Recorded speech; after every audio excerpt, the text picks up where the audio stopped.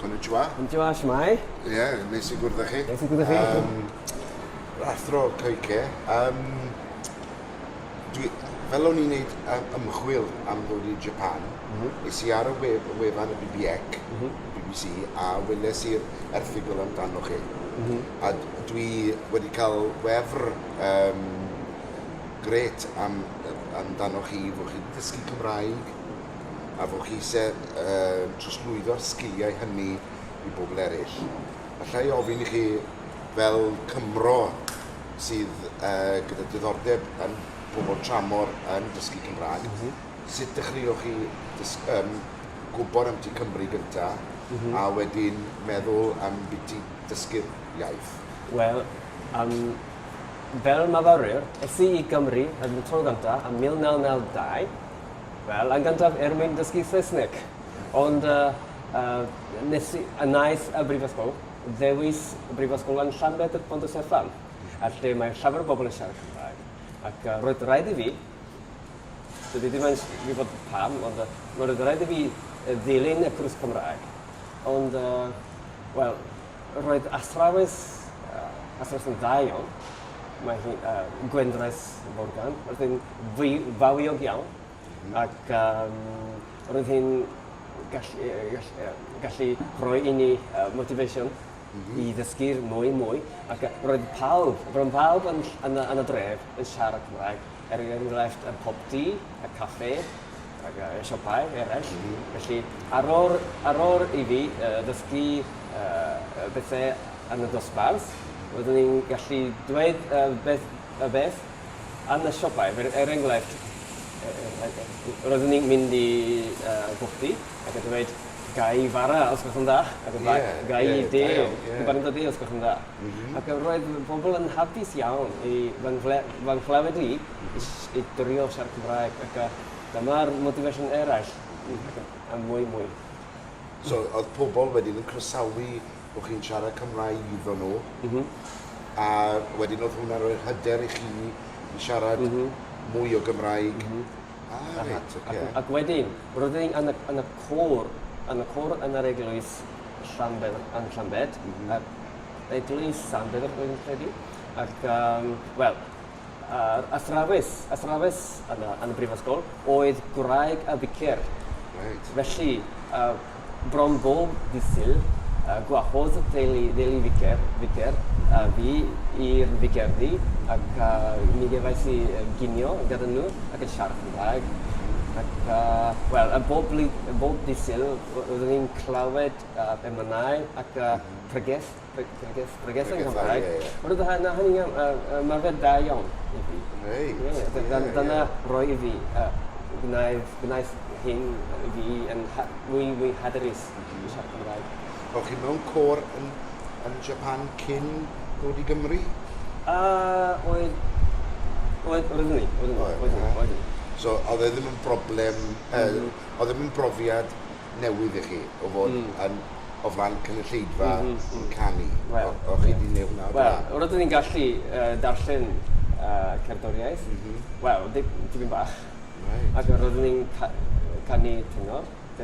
Tenor o'ch chi? Wel, tenor o'ch chi nawr. O'ch chi dal mewn côr nawr? Wel, ddim nawr. Mae bywyd yn brysurion. Mae gen I 4 plant ac Gymraeg sydd yn dod o Ewrop hefyd, Slovacia. Felly mae bywyd yn dipyn bach am brysur, fwy brysur. Ond, wel, rydyn ni'n dal I gan I caneuon. Wel, rydyn ni yn y nos, cyn I plant I gwybod mewn gwrs. Ie, mynd I gwely. Rydyn ni'n canu caneuon yn Gymraeg. Oce. Heno, blant bach. Da iawn. Robin Goch. Arbenach Rinion. Chi'n gallu canu, dwi'n methu canu. Fi wedi profi yna'n barod ar y taith yna, ond so wedi dysgu a bod yn hyderus. O'ch chi'n siarad am ti Llanbed Pont Steffan, da fi teulu o Llanbed. Da fi cefnderwyr yn byw yn Llanbed, a dwi'n byw yn Aberystwyth. O'ch chi yn dod lan i Aberystwyth i weld Aberystwyth? Amal iawn. Pan oedd yn Llanbed. Ys i Aberystwyth yn aml iawn. Nes i brynu lafrau. Lafrau yn siop pethau. Siop pethau, ie. Siop dda iawn. Ac cerdded ar y môr. O, reit, ar y môr. Nes i, mewn gwirionedd, nes i Aberystwyth ar y feic o Llanbed. Ar y beic? Ar y beic. Drwy Aberero. Na, o reit, oce. Ac ferin goch. A ma yna fynydd yn Nghymru, so da iawn chi am wneud ni. Nes i bwyta ar y ffordd, nes i bwyta. Beth yn Gymraeg? Y gair Gymraeg blackberries? O, mwyar dion. Mwyar dion, ie. Na beth. Mae digon o'r hynna yn Gymru, oes. A wedyn oedd yr gwrfysau chi gyd yn ddi. Yndi. So, pryd oedd y tro bethau fi o chi yn Gymru? Tro bethau? Wel, haf 2011. Dim ond am wythnos i ymweld ar Eisteddfod am Morgannwg. Wel, o'r dyddiau yma, dim ond dwy diwrnod olaf mwyn weld seremoni cadeiriol ac y dydd olaf. Tro cyntaf i weld seremoni. Oedd hi'n hyfryd iawn canu hewlad fy nghadau. Gyda 1,000 o bobl. O'ch chi'n cael fath o teimlad da o ganu? Roedd yn teimlo'n fy mod yn perthyn. Wel, da iawn. A ni'n meddwl am Dir Cymru fel o fewn Cymru, ond chi esiampl da o person o tu allan Cymru yn dysgu'r Gymraeg a hefyd wedyn gadael y pobl eraill i ddysgu'r Gymraeg. Cwestiwn licen i ofyn i chi yw amser nathoch chi ddod i'r Eisteddfod, oes yna rhywbeth fel Eisteddfod yn Japan i gael? Wel, dim eto, ond hoffwn ni. Wel, dyna cwestiwn diddorol. Dyma nawr, rydw i wedi mwynhau'r diwylliant. Wel, hoffwn ni mwynhau mwy, ond dyma tro i fi i gychwyn cyflwyno diwylliant Cymru i bobl yn Japan. Felly, a flwyddyn nesaf, byddai'n cychwyn cwrs Cymru ei diwylliant a'i hiaith. Fe hoffwn i sôn am Eisteddfod, ac ar ydyn dysgu i bobl gyffredin allan o'r Mhrifysgol yn hogio. Bythefnos, ie. Ac fe hoffwn i sôn am barddoniaeth hefyd, ac cerddoriaeth, a fe hoffwn i trefnu rhywbeth fel Eisteddfod yn Japan. Da iawn. Yn y dyfodol. Ar hyn o bryd, does digon o bobl sydd yn medru Cymraeg eto. Ond mi na hefyd, dydw i ddim yn gwybod digon o'r barddoniaeth a cerddoriaeth hefyd. Felly, fe hoffwn i dysgu mwy ac dysgu mwy i bobl eraill. I lledu'r neges? Neges. Cyn i chi ddod i Gymru yn 92, o'ch chi wedi clywed am cerddoriaeth Cymraeg? Cyn hynny, ddim yn gwybod cyn hynny. Dwi wedi cael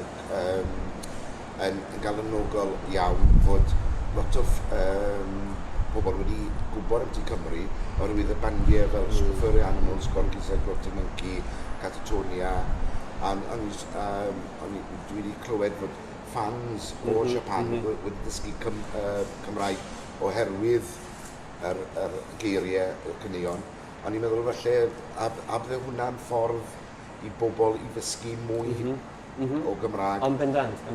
Wel, ar ôl i fi ddod nôl i Japan o Llanbed, nes i gychwyn cwrs Cymraeg i bobl cyffredinol. Ac nes i ysgrifennu ad ar y pop-up yn newid. Ac roedd 10 o bobl yn dod. Nes i gofyn, pam ddysgwch chi yma? Beth yw eich diddordeb? Roedd yn fan o superfan Super animals. Da iawn. Felly, lafon o bobl. Ac ni gefe, mae gen i ffrind sydd wedi ysgrifennu llyfr diwylliant cerddoriaeth Celtaidd ac yn Cymru hefyd. Ac mae'n sôn ysgrifennu llawer o'r cerddoriaeth cafodd yn Cymru. Felly... Beth yw enw'r awdur? Beth yw enw'r eich ffrind chi? Yoshifumi Nagata. O, reit, mae'n rhaid i gafel yn copi o hwnna. Bydd hwnna'n diddordeb i weld yr oes yna o lyged rhywun arall o tu allan Cymru. Reit.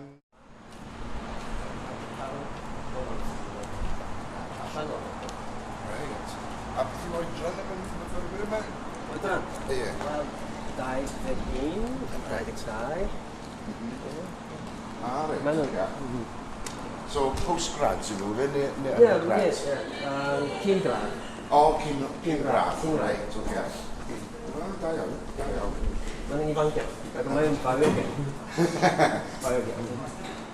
A mae'n frydig iawn, siwr o fod. Frydig. Reit. Wws. Dewch chi mewn gynta.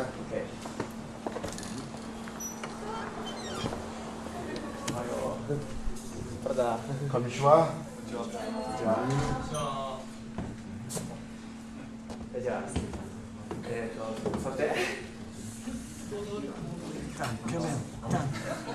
Come on.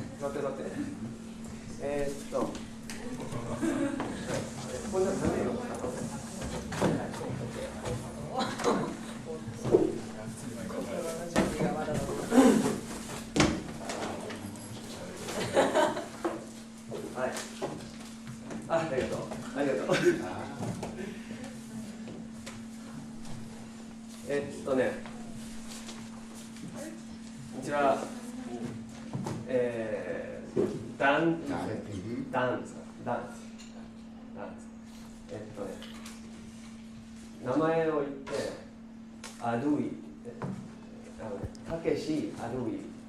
私たけしです。だからナホアドゥイ。ナホアドゥイ。ナホ。Whereアドゥイ。Cheアドゥイ。さやかアドゥイ。松見アドゥイ。あつしアドゥイ。じゅなくてアドゥイ。ゆうやアドゥイ。Enw i yw Daniel. Dwi'n dod o Gymru.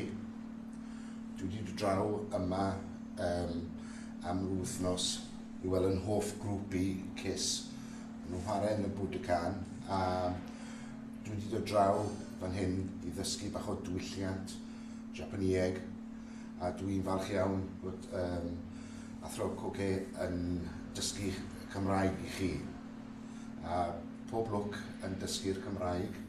Mae'n iaith galed gyda'r holl bethau, ond amser byddwch chi yn dysgu bydd yn dda iawn a dewch i Gymru i ymarfer y Gymraeg.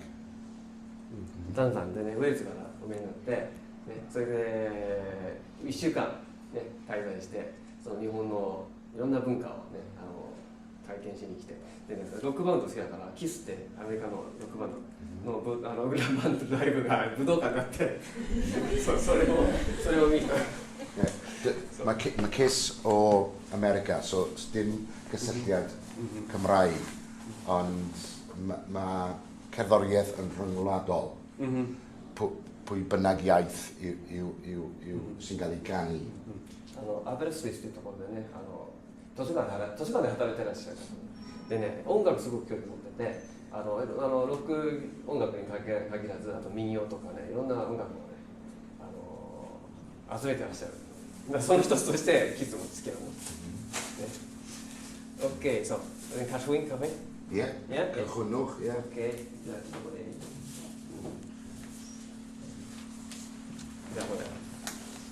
ja, Diolch.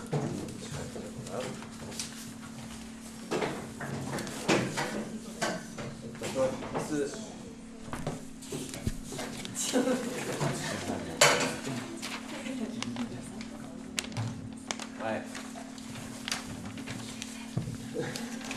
こんにちは。あ、本当、わかりました。はい。Well, Japaner,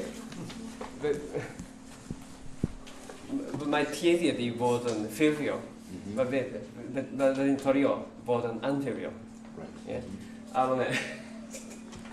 いつも大学で教えてるとさ、なんかフォーマルになりがちなんだけど、すごくインフォーマルなやつだからちょっとギャップに困ってるんだけど。じゃあね、これね。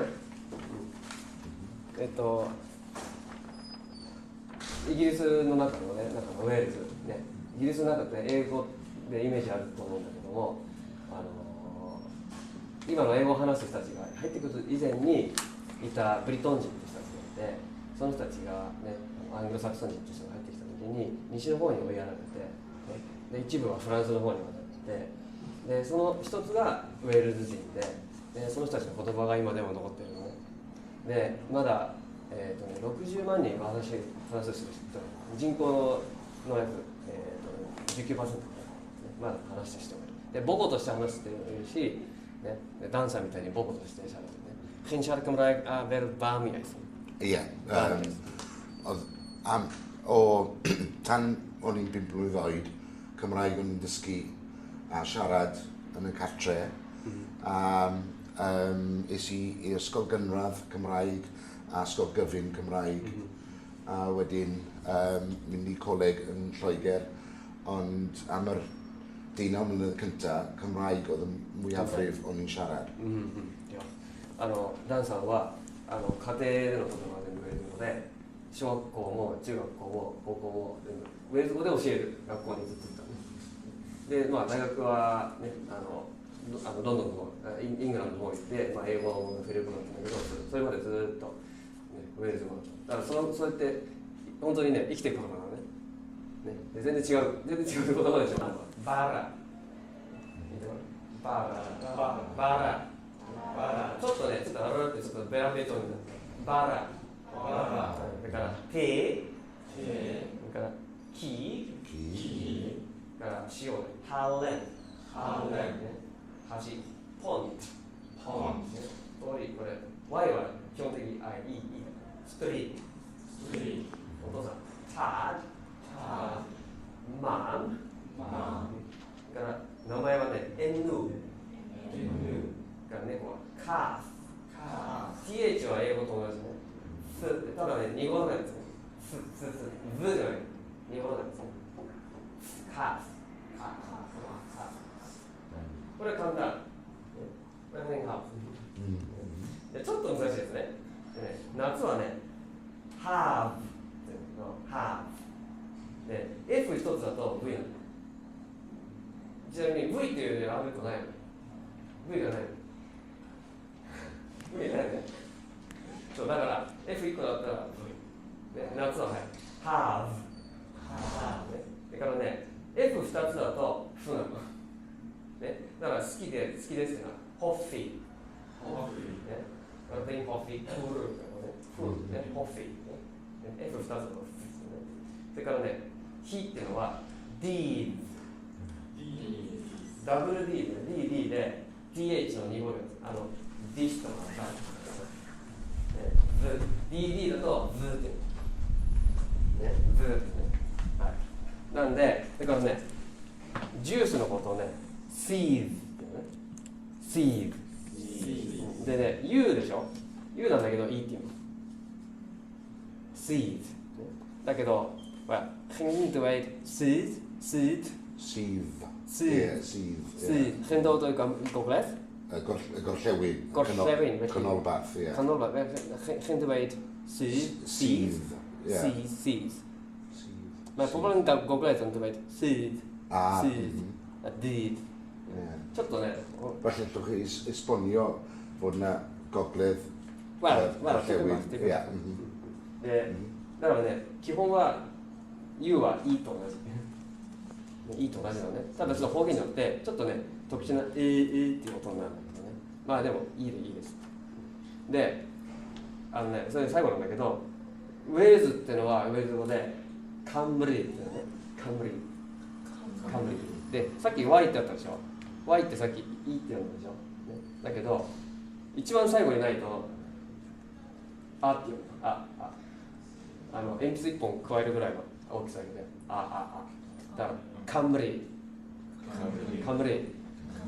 だから皆さんね、これからでウェールズっていうのは英語の名前なんでね、英語でウェールズの人たちを外国人っていうふうに呼んだの。外国人って意味なの、ウェールズって。失礼でしょ。カムリand Welsh、ウェールズ。だからこれからね、カムリ語って言って、ね、カムリ語を勉強する。でちなみにね、カムリの言葉のことをカムライ。今、カムリ語の言葉のカムライを勉強してる。はい。